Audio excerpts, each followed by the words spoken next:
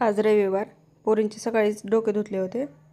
नंतर डोके धुवून 4-5 वाजायच्या टायमाला बी तेल लावलं सगळ्यांना. तेल लावून त्यांचे डोके बिनी घातली. आणि हे बघा, ही प्राजक्ता आमची 5वीला आहे.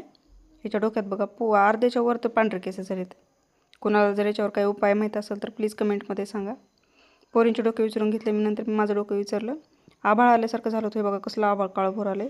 थोड्या शेवाया टाकल्या होत्या वरी. 2-4 दिवस झालं पाऊस होता. पाऊस काय उघडत नव्हता. शेवायाला बघितलं तर थोडे मध्ये किडे झाल्यासारखे वाटले. त्याच्यामुळे मी आज उन्हाळा टाकल्या होत्या शेवाया. आणि शेवाया मग मी पटकन जाऊन आभाळ आलेले दिसले त्याच्यामुळे मी शेवाया डब्यात भरून घेतल्या. भरताना थोड्याफार खाली सांडल्या. लेकराने उचलून ते बाहेर टाकून दिल्यानंतर कुत्र्याला. लेकरं खेळत होते वर. म्हटलं थोड्या वेळ खेळू द्यावे.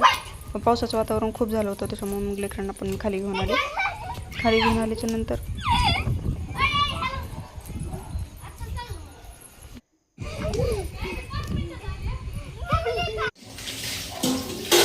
खाली पण दिवसभराचे भांडे तीन होते. भांडे घासून घेतले.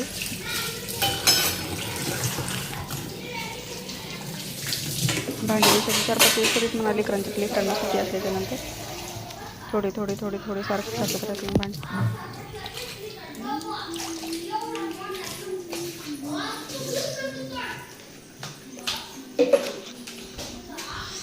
इकडे आहे देवघर आणि एकदम ते भांड्याचा पाळा पडण्यापेक्षा थोडे घासलेले बरे वाटतात. नंतर दिवस मावळला होता. देवाला दिवा लावून घेतला.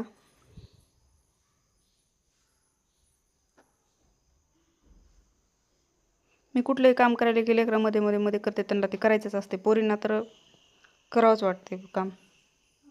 मी काय करायला की त्यांना करून बघायचं असते. त्याच्यामुळे प्राजक्तानं बाहेर तुळशीला दिवा लावून घेतला. तिथं बेलाचं ते झाड असल्यामुळं मी तिथं दिवा लावते. बेलाला तुळशीला. हे बघा बेलाचं झाड खूप उंच गेलं होतं. मी त्याला मध्ये भागून कट केले.